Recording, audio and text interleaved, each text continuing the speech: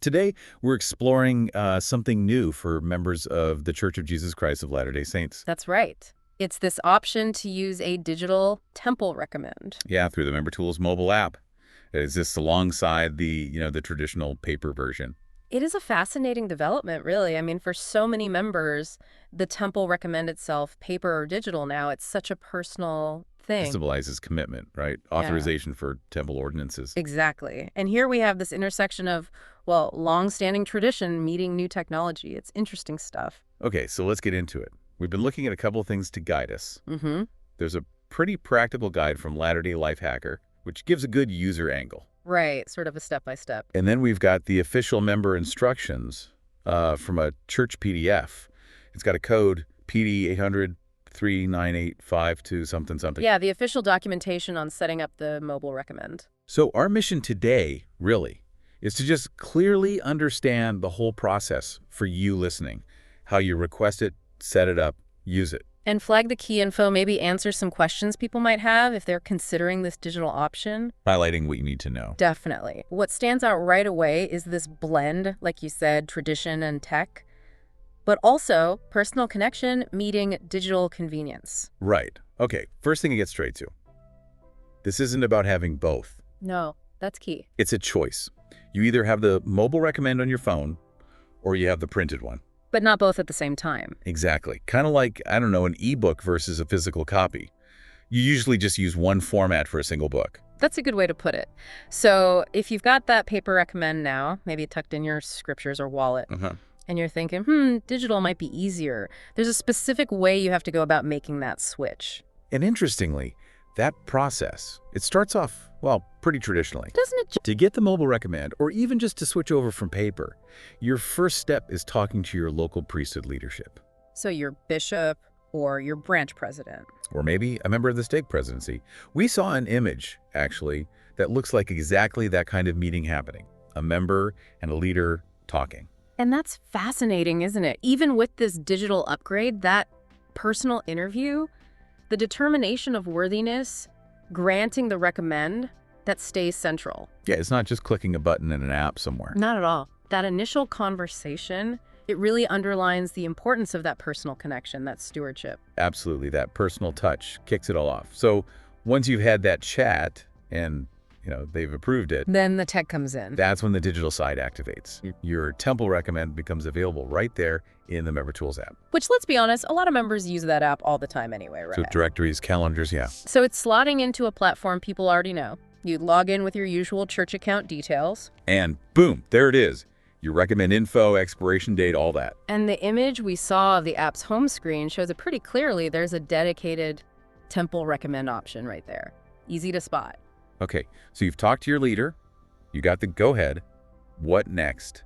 How do you actually, activate it on your phone? Right, the practical steps. The Latter-day Life Hacker Guide seemed pretty good at breaking this down, especially if you already have a valid paper one you're switching from. Okay, so step one, like we said, is formally requesting the mobile option specifically from your bishop or branch president. Telling them, I want to go digital. Basically, yeah. Confirming your intent. Then it's app time. Open up Member Tools. And here's a technical bit you got to make sure everything's up to date. Ah, yes. The compatibility requirements. Your phone needs iOS 16 or newer. Or for Android, it's 8.0 or newer. And the Member Tools app itself needs to be version 5.0 or later. Crucial details. Once you've checked that, you go into the home menu in the app, tap Temple Recommend. And the icon is that little stylized temple image, right? Yep. Pretty intuitive. Okay, and after tapping that, there's a really important screen. It's an agreement step. Ah, the I agree button. We saw that in the instructions. Exactly. You tap I agree, and that action, that tap, it officially activates your digital recommend. It's like your digital witness of worthiness. A digital affirmation almost. Sort of a digital handshake, acknowledging your commitment, yeah. Okay, activated. So now, fast forward, you're actually going to the temple. What happened? Instead of pulling out the paper card, you pull out your phone. Right. The app will display a QR code. The guide showed some examples, didn't it? Like Dave Okumu, valid through June 2025. Yeah, and Patrick Mayo through July 2024 looked like standard QR codes. So you just show that QR code on your phone screen at the recommend desk. And the temple worker scans it. We saw that picture too, a phone being scanned at what looked like the desk. Seems straightforward. It really does. Using QR codes for this kind of verification is everywhere now, isn't it? Movie tickets, boarding passes. Makes sense. Yeah. Quick and efficient. Yeah, and it fits right into the temple entry process here. Okay, now, important considerations. If you're thinking, yeah, I might do this, a couple of things you absolutely need to know up front. Good point. Prerequisites. First one, profile picture. You must have a profile picture uploaded in your Member Tools account. Cannot skip this step. Nope.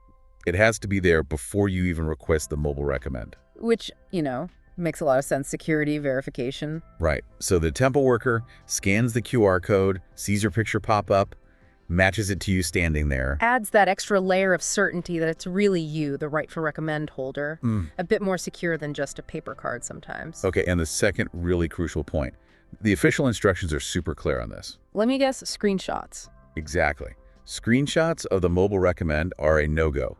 They will not be accepted at the recommend desk. Yeah, I figured that would be the case. So you can't just take a picture of the QR code screen and expect that to work. No, you need the live app open. Right. Showing the active recommend within Member Tools itself when you get to the temple. And that probably serves a few purposes. Again, security prevents static images being passed around or misused. Good point. Plus, the live app ensures the recommend is actually current, hasn't expired since someone maybe took a screenshot weeks ago. Keeps it dynamic and secure. Okay, so let's sort of wrap up the main points here.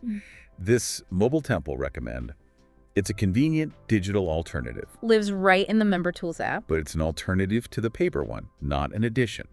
The process kicks off with that essential chat and approval from your local leader. And a pretty simple setup in the app, including that I agree step. And usage at the temple involves scanning the QR code from your phone. Just gotta remember, get that profile picture uploaded first, and no screenshots allowed at the desk. Use the live app.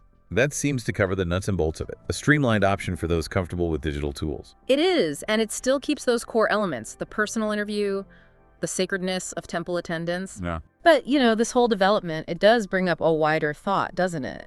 Something for you, the listener, to maybe ponder. Oh, what's that? Well, just thinking about how this increasing integration of technology, how might it reshape or how does it interact with our religious practices and traditions going forward?